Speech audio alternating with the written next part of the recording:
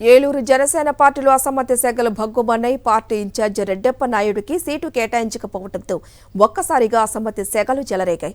దీంతో అత్యవసర సమావేశం ఏర్పాటు చేశారు. 2-3 రోజుల్లో తమ నిర్ణయాన్ని పవన్ మార్చుకోవాలని, లేని పక్షంలో తన నిర్ణయాన్ని ప్రకటిస్తానన్నారు. మరోవైపు రెడ్డప్ప వర్గీయులు పవన్ కు వ్యతిరేకంగా నినాదాలు చేశారు.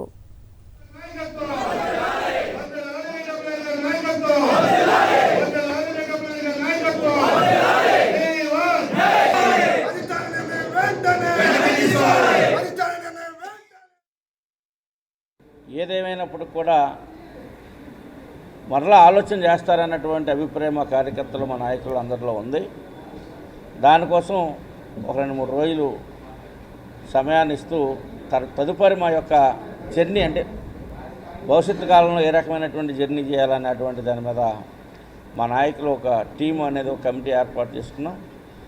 వారు నిర్ణయం మేరకు మేమందరం కూడా మా పార్టీలో ఉన్నటువంటి, నాతో పాటు ఇప్పుడు వారు జర్నీ చేసినటువంటి మా మహిళా సోదరీమణులు కానివ్వండి, అట్లాగే సోదరులు కానివ్వండి, పెద్దలు అనేక మంది మేధావులు కూడా ఈ మధ్యకాలంలో పార్టీలో జాయిన్ అయ్యారు. వారందరి యొక్క సూచనలు, సలహాలు తీసుకొని భవిష్యత్ కార్యాచరణ ఒక 2-3 రోజుల్లో ప్రకటన చేస్తామనేది